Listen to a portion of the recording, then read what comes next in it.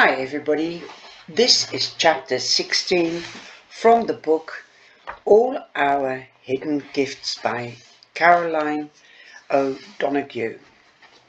I'm going to do it in two parts because the chapters are getting too long to edit and etc. So mind you, chapter 15 and 16 will be in two parts.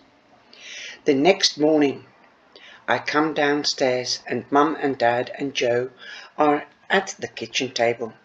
The Sunday papers are strewn around them, a pot of coffee steaming on the sideboard. Joe is reading the cultural supplement, Dad has the magazine, Mum has the style. They all look so cosy, so blonde, so part of the same unit. How can I tell them that a pack of cards that were confiscated from me almost 2 weeks ago are somehow back in my possession? How do I tell them that a character from the same deck of cards took Lily away? Do I even believe that though? Can I believe that?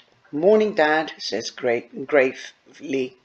I hope I don't have to have a word with you about last night. The sound of you wrenching at 2 a.m. better to be lesson enough. Yet, because she got drunk with Fiona. Yeah, sorry, honestly, I only had about 3 glasses. I don't think I'm a red wine person. 3 glasses of wine is a lot, Maeve. It's not like having a bottle of beer or something. Wine goes to the head quickly.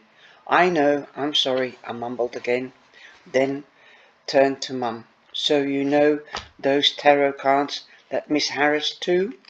So you know those tarot cards that Miss Harrow too? But I don't get to continue because Joe apparently has something to say. She glances across at me disapprovingly, her nose wrinkled and annoyed. You woke everyone up, she says dismissively. Also, where did you even get the wine from? Were Fiona's parents just giving you? No, I said guiltily. Fiona nicked it from the table. Right, so you went over to a new person's house and stole their parents' drink. Nice first impression. Not like I just said. Fiona took it. Well, she sounds like a real treasure. Why the hell do you care, Joe? Girls, stop, Mum says. Joe, this really has nothing to do with you.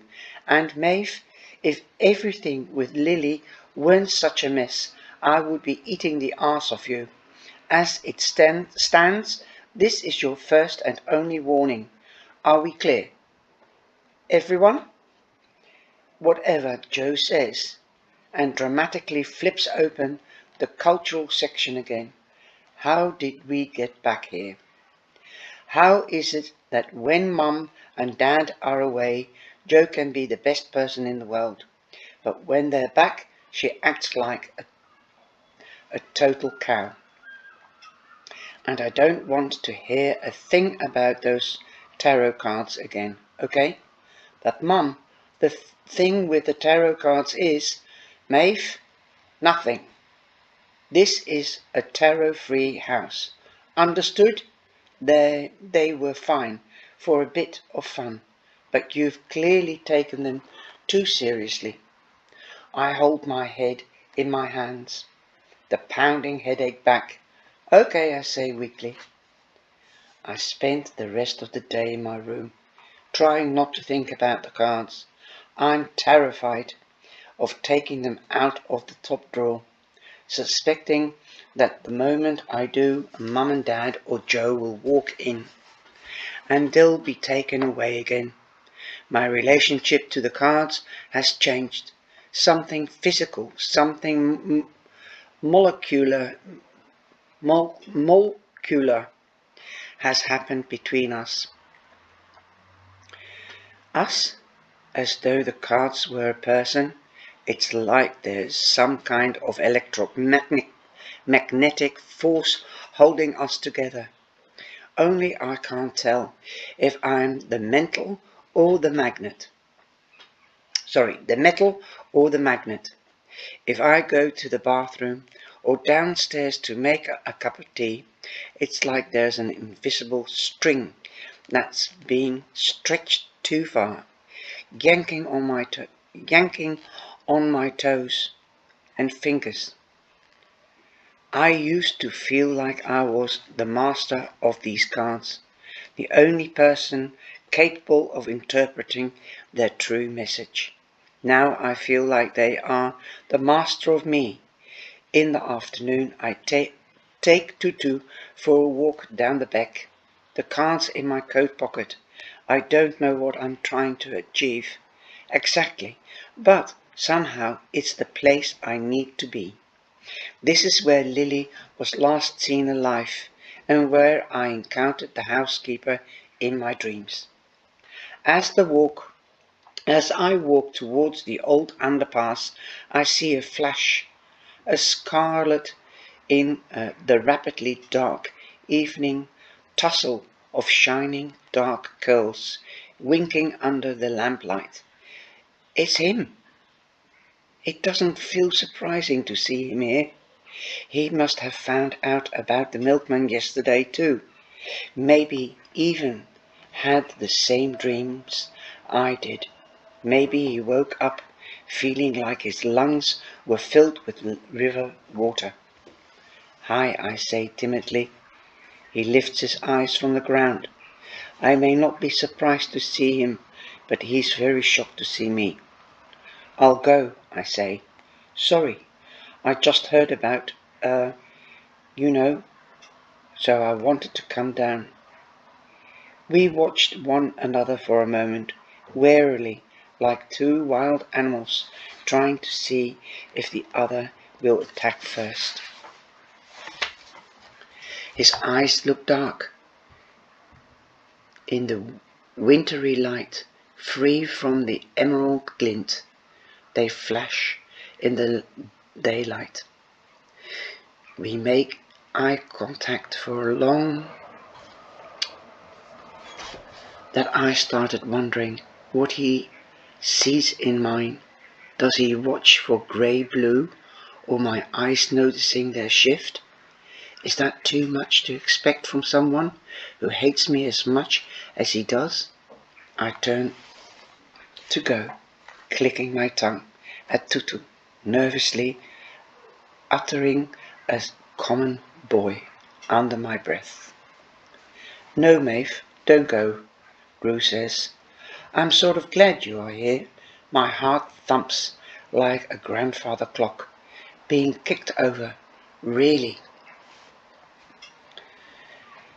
Yeah, I feel terrible for blowing up at you like that on Friday.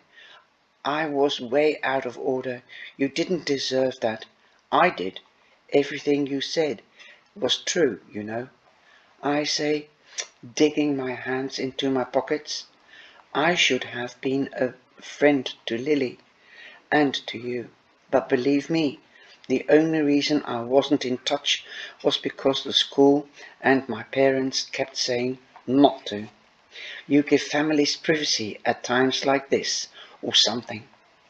Rue frowns. "So I heard. Do you know, I think people only say that to make themselves feel better for not phoning or texting or whatever. I keep hearing that this is a time for family, but I have far less to say to my Aunt Jessica than I do to you. Frankly, I wish you were the one staying in the spare room." "Thanks," I reply, uncertain and flustered. A genuine warmth bubbles through me, picturing myself back in the O'Callaghan's house, not as Lily's friend, but as Rue's girlfriend. A sudden image of myself appears in my head, sitting up in the guest bed, his body sliding in next to mine. I look at the floor, certain that he can see me thinking this, that I have turned his innocent comment into a fantasy about sharing a bed with him. My fingers wrench at the lining of my pockets, tearing at the string. Sorry, he says. I didn't mean to make you uncomfortable. No, not at all. I bring my cold, chapped hands to my face and realize that my cheeks are burning red. Have you met Tutu?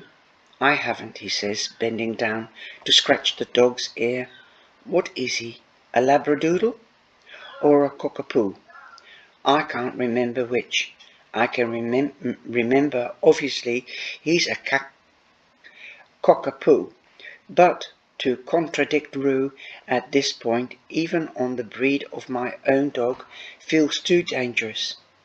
It's like I'm defusing a bomb, and one wrong tug on a wire could send us both sky high. He looks more like your family than you do. Yeah, I laugh. Another effortless, charming, blonde Viking, aren't you? Tutus. Maybe I'll get a snarly old tomcat, so I feel like I have a friend in the house too. The bad? That bad? Huh. Hey, I don't want to complain about family problems in front of you. Ha, wow, you are right. I'm a Mr. Family Problem. Rue's grimace is edged with a smile. No, but seriously, tell me about it. Give me something to think about. That isn't Lil. Well, fine. It's my sister, Joanna. Do you remember her? Of course I do. She took us to that marriage equality rally a few years ago. I had completely forgotten about Rue being there. I remember standing with Joe, yelling at the idiot with a family values speech, but I had forgotten that Rue was sometimes adjacent to my Lily memories. He was always her gawky, moody brother, quiet and pale. Behind his back we called him Colin, as in the awkward shut-in from the secret garden. Oh, yay, I forgot you were there. It meant a lot to me that day. I say nothing. It feels like he's about to say something else, and I want to give him a chance. Anyway, he continues, you are having issues with Joe? Yeah. She's just always trying to be my parent. You know, she thinks she can tell me what to do. Why do you think that is? I don't know. I suppose she's probably feels weird about living at home still, even though she's in her 20s. Maybe she feels inadequate and that her life should have started by now. So she's trying to find some weird sense of purpose by being overbearing with me, or something. It doesn't sound like it's or something. It sounds like that's the whole deal. I shrugged. Yeah, you're pretty smart at reading people. I can see why your tarot business went so well until it didn't. I finished. Yeah, until it didn't. I clasped at the cards in my pocket, wondering if now is the time to tell him about the housekeeper and the dream, about who took Lily. The time to tell him, I'll just reread the page so I know where I left off. About the housekeeper, about the dream, about who took Lily. I want to talk to you about something, he says, just as I'm about to finish and fish out the cards out of her pocket, of course. I have a theory about what's happening with Lil. I bite the inside of my cheek hard, and my hand clasps even tighter on the cards. Okay, tell me. Can we walk and talk? I feel weird staying in one space. It's better when I'm moving. Sure. So we walk,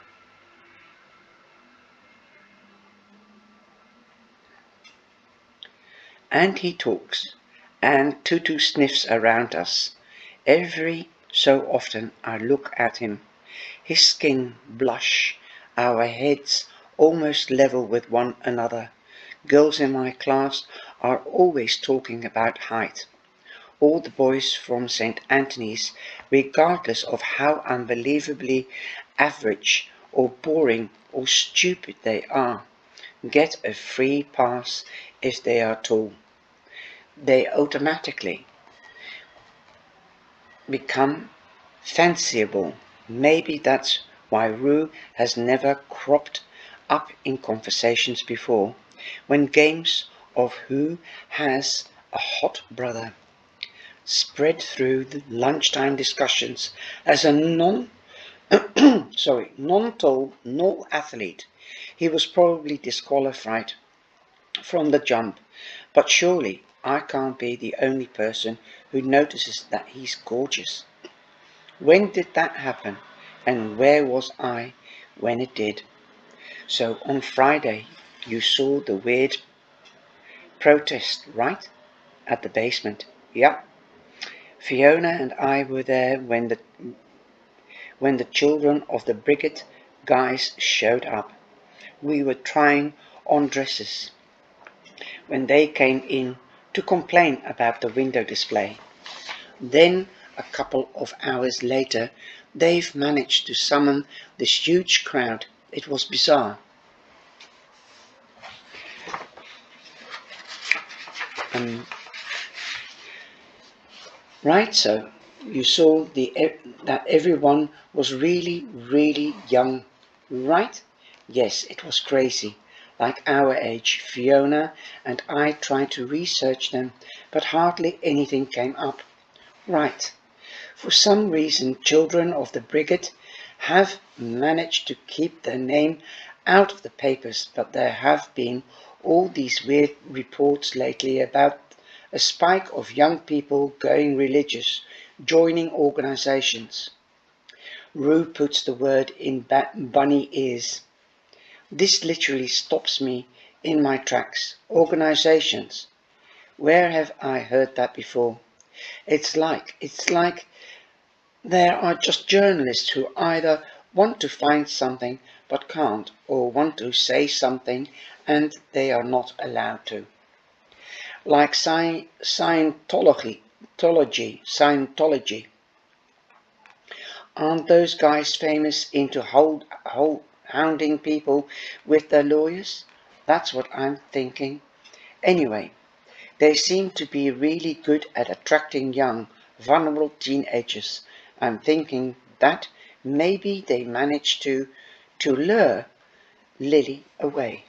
Oh, I say genuinely, dazzled by this reasoning. I fidget. Yes, this sounds reasonable, far more reasonable than, say, an evil child snatching witch summoned from a tarot card reading. Suddenly, I feel very silly and very young. What do your parents think? And the police, the guardia. They ignore everything I say. He shrugs. They keep talking about minimizing my trauma, as if that's something you can just decide and do. It must be really lonely for you at home right now, I say, and the urge to touch him on the arm is so strong that I have to pinch my right hand to stop it from happening. Have your parents gone crazy? Strict like everyone else? The opposite. Weird enough, it's like they have stopped seeing me entirely, he says. The funny thing is that they used to be so strict. Family dinners every night, no hanging around town after school, homework done before TV, all that. Now um, it's like they've realized that none of it matters. and mattered. Rue stops walking and scoops his hand in the dirt. He picks up a stone and smooths it between his thumb and forefinger. It's so small and black that it almost looks like the necklace Dad got me from Portugal. I think they are still in shock, like they have forgotten they have another kid. Last night I just walked out of the house at 10 p.m. and didn't come back until 1. I don't think they even noticed. My mum is just sitting in her armchair, staring at nothing. Turning to face the river, he unleashes the stone and lets it skim on the water's surface.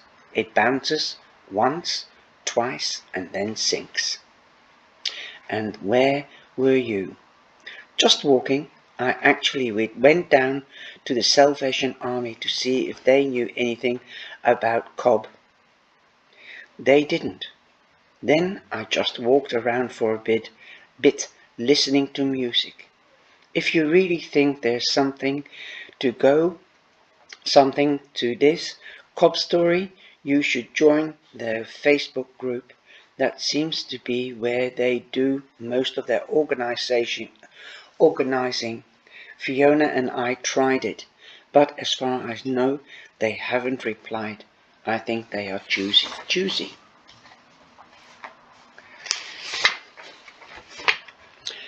I show it to him on my phone. He pulls out his own, finds the group and clicks Join Group.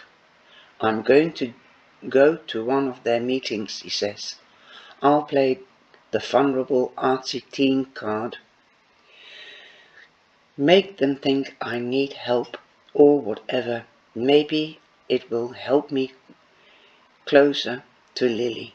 Honestly, I wouldn't be surprised if she's at some Jesus camp somewhere, wearing a sack dress and picking beans. Sure, I replied, finding the Virgin Mary's face in a carrot. I can't see it. We laughed, and it feels good. Good to imagine a different outcome for Lily. Good to think of this as a story that could be funny someday. A thing we all look back on and laugh about together. And that's how we spent the evening walking the length of the river until we are on the outskirts of the city centre, talking about who we are and who we were when we first knew each other. As a friend of a sibling. We dig out isolated moments from our adjacent childhoods, snatches of time where we were briefly aware of each other, our lives like planets whose orbits could only briefly sync with one another. I get 2 texts, one from each parent. Both of them are frantic, as if suddenly conscious that they haven't seen me in a few hours.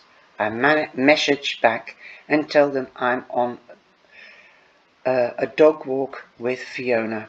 Don't be late, Mum messages me. Okay. There was a birthday party, Rue says. Lily was going through some kind of Eden Blyton, that's children's books, author, phase, and she would read about the stupid game. The reverse hide and seek English kids played. Ah, how charmingly Protestant of her, I nudged. Hey, he says, rolling his eyes. I get enough of that in the Catholic boys' school. He wrinkles his brow. Anyway, what was the game called again?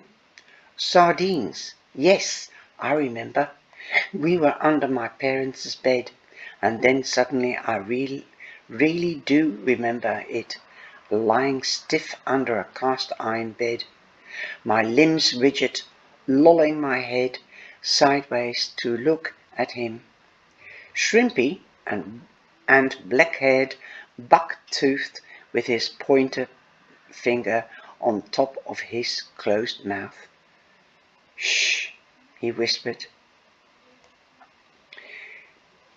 Siúnas. I don't know what that means. Must be some type of Gaelic. "You told me to shut up in Irish." Yeah. So that's funny how I got the feeling. I tell him, "You told me Siúnas, like you were my teacher. I hated you so much for that. Oh my God, I was such a prissy little kid," he says, rolling his eyes at the memory. "I'm sorry." "No, don't be. It was great that there was someone to feel cooler with. You know, sometimes I forgot what a cow you are, but there you go, and remind me." Mum phones to ask where I am. I reply I'm still out with the dog, and she says, "Still?" in suspicious way, so we turn back. We have a walk through the tunnel, underpass again, a place too devoid of light that I can't even see my hands when I wave them in front of my face. It's narrow, about the width of a wardrobe. Tutu charges through it, preferring to sniff at the riverbank on the other side. Rue and I have to plot. It's too narrow for both of us to walk through comfortably side by side. So I fall in behind him. I try to keep my pace up to match his, but my foot catches on a beer bottle, left rolling on its side. I stumble forward, arms flailing in front of me, crashing into Rue's shoulder in the darkness. "Hey, hey," he says, catching me. He puts his arm around my shoulder to steady me. He leaves it there.